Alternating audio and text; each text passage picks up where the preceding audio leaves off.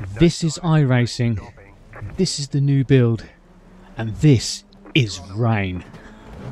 So here we go. We're in the GR86 Cup car by Toyota. We're racing the AI, we're at the back of the grid. And where else would we be on a wet and windy afternoon but Alton Park, right here in the UK. One of my favourite circuits. And I can't wait to see what this is going to be like in the wet. So I've done a couple of test laps just to get an idea of how the wet weather tyres and the wet weather affects the driving, and it has a more significant effect on the racing than you would initially think. We've all tried Automobilista 2, we've all tried ACC in the rain, and yet the lap times are slower, especially the corner speeds are slower because there's basically just less grip. This isn't about just reducing the grip levels. This fundamentally alters how you drive and how you race. And over the course of these next few minutes, I'll attempt to explain why. And this is coming from an average sim racer's perspective, so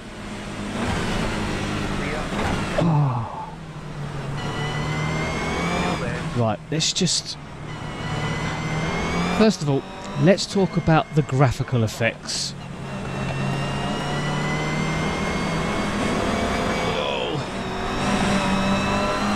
What I like about that is that, you know, the droplets on the screen, the way they're wiped away realistically with the wipers.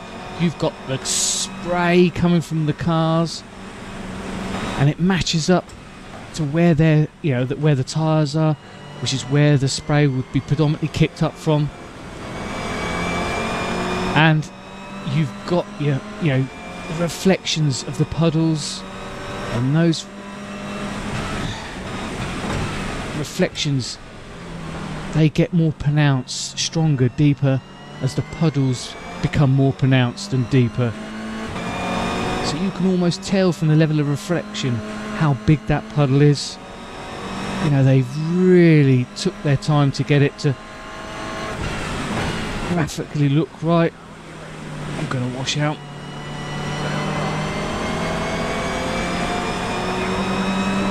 So let's just have a... There's only a select range of cars that can be used in the rain. There's the little Formula Ray car, a little like a Formula V type thing. We've got these Toyota Cup cars. You've got the IMSA cars, you know, the GTPs and the GT3s. And the new, is it super light Formula car, whatever it is, the new open wheeler. They all work with the rain, but the rain works on all tracks. So you can turn rain on for any track, but just with a select half a dozen different cars for the time being. iRacing are quite well known for introducing new big ticket items on a slow basis. They did it with the AI. I still don't think the AI covers every car and track combination to this very day, so it's something iRacing like to do. They like to test it in batches. I don't mind. I'd rather have it working well on a few cars than have it not work well on lots of cars. So how does it affect the driving? The rain at the start of the race isn't the same as the rain at the end of the race. The puddles already over these last 5 minutes are already getting bigger. The track is getting wetter because the rain is continuing to fall. So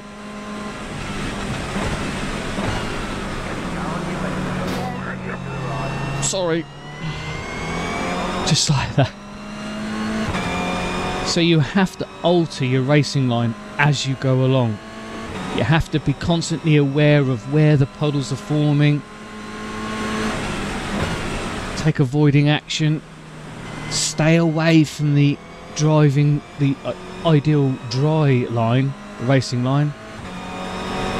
You want to sit somewhere in the middle, looking for this dry line with minimal amount of puddles or reflections. Alright, sometimes when you're racing, you've got to take a chance, move offline. Which is what I did. I got caught in a puddle, didn't have the traction. He went round the outside where the grip was and was able to come back by me. But you can see the AI, they're staying off the line, they're moving about, they're searching for the grip. Again, you're riding right round the outside of the corner because you can see, because of the camber of the corner, the puddles, the rain is collected on the inside.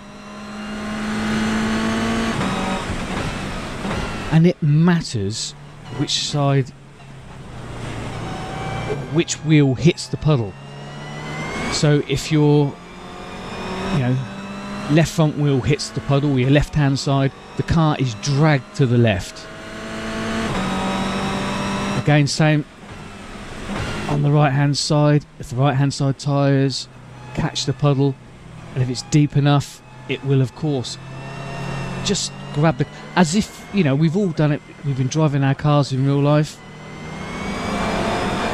You see a puddle, it turns out it's a little bit deeper than you thought, and what happens is the wheels tugged from you, you have to grip and force that car to stay in a straight line. Well, it's exactly the same on here.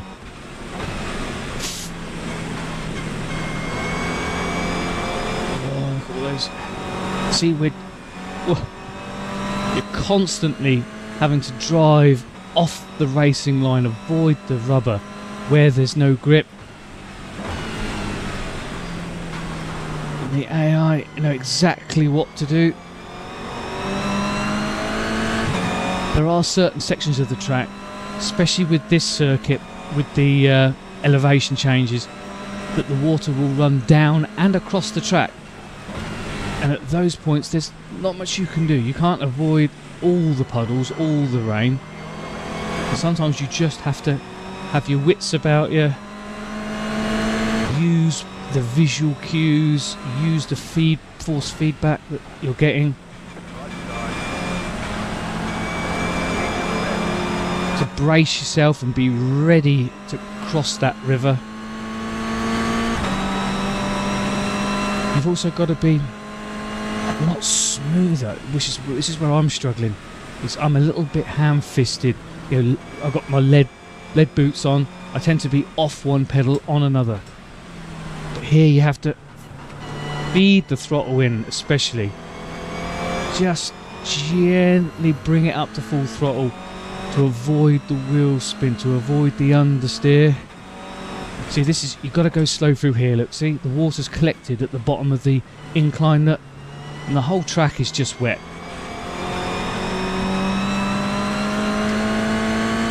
Now, we're going to stay off the line because the puddles are in the braking zone as you go down towards the chicane. And it allows us to brake late, gain up with the pack.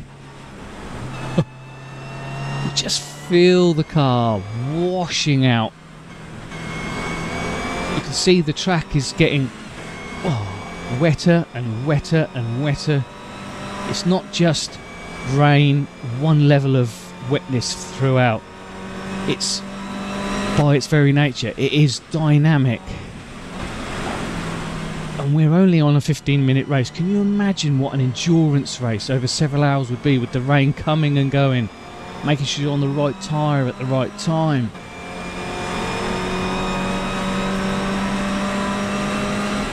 Mixing in your pit stop for fuel to make sure it lines up with the being able to be on the right tyre. You can see it in the real world in sports cars, in F1. Those strategists on the pit wall are constantly having to make all kinds of decisions and hope and pray that they read the race and the weather right. Well, you've got that now.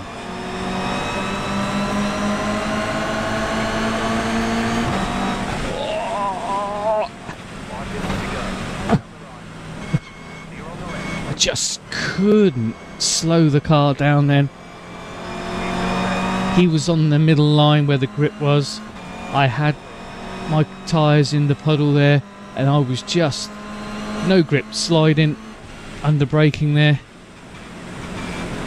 I just had to come off the brake and just feather the brake. Oh. You can see now that with plenty of cars that there is, where a lot of cars run over a certain section, there is a little bit of lift of, you know, the wetness, the rain is lifted off the track slightly. You do see some tyre treads.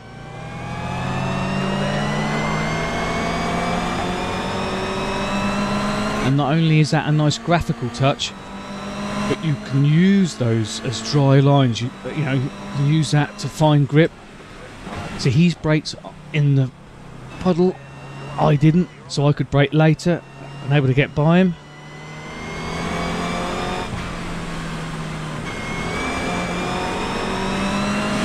Ooh. You hear the wheels are just spinning up. The revs are going, and you're going nowhere. There's just 1 minute you've got all the grip in the world. Next thing you've lost it all, and you're fighting with the throttle, with the brakes, to try and find the grip, get the car back under the limit again.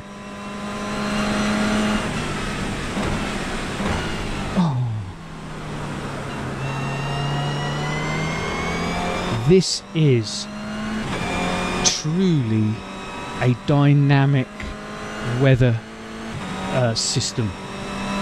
The track evolves, the track changes, the way you drive, the way you race changes. Because you have to adapt, you have to learn.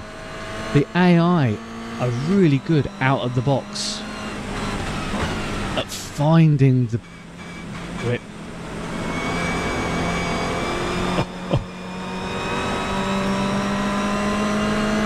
So you can have a realistic race.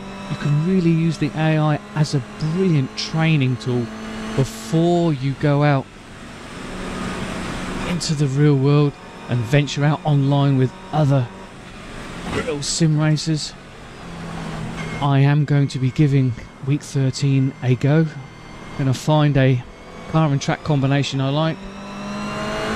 Make sure the old rain taps have been turned on. Now, if you want to see some of my online racing activity, check out the link in description to my other channel, Simrig Racer, where I chronicle all my online racing adventures, and that's where all my online wet weather racing will be.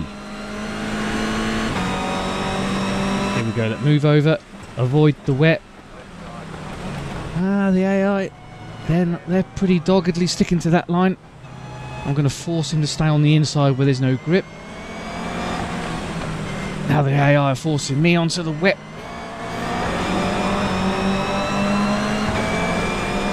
A little bit of argy-bargy there. I just washed out slightly. Couldn't hold that tight line because of the puddles. Ooh.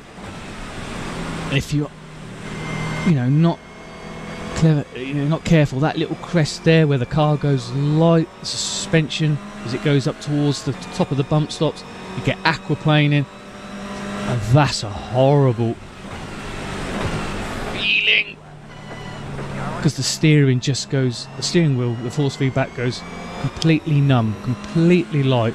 You know that you are no longer in contact with the road surface. And it's instant. The force feedback is, you know straight away you've lost it.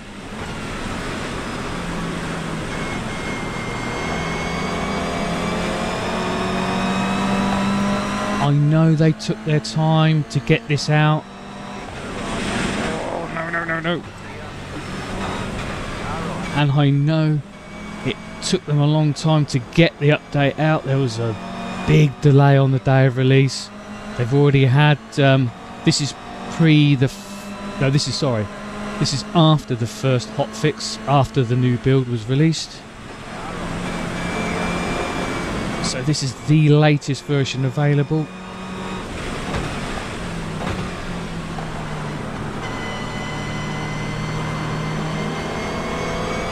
After racing here against the AI, I'm split 50-50 between being excited and being terrified about going out online like this.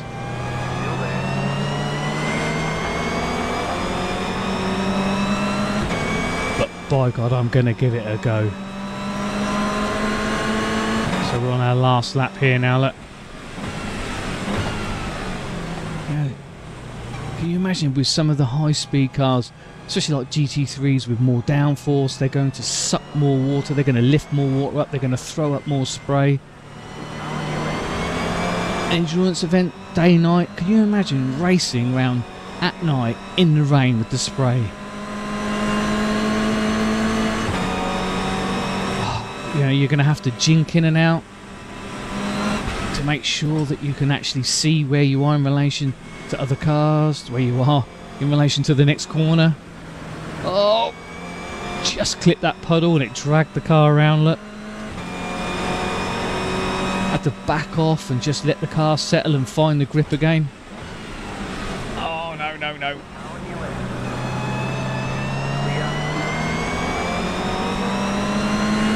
I am absolutely blown away by this new Tempest dynamic weather system. I really am. I didn't know what to expect. I was quite hyped about it, and I see some of the bigger creators with their early access videos, you know. It was especially what's his name, Daniel Morad, the real life GT3 GT4 driver. He was really impressed with how realistic it felt compared with his real life racing adventure. But it's not until you try it yourself, until you get involved for yourself, that you truly learn just what a step forward for sim racing this is. Then again, you know, I'm quite keen on iRacing. I do like iRacing, so you know, I'm always going to be going to give it the benefit of the doubt and look on the bright side. But let me know in the comments, if you've got iRacing, have you tried wet weather racing? Is the rain coming to iRacing made you think twice about signing up for iRacing? Let me know in the comments. I want to hear your thoughts so we can get a good balanced opinion and view of what this means for iRacing and for sim racing. In the meantime, I've rambled on for far too long. I'm going to go and do some more laps, get a bit more practice in, and then I want you to come and join me over on SimRig Racer for some online action later on in the week. In the meantime, thank you very much for watching. Have fun out there, and I'll see you in the next one. Bye bye.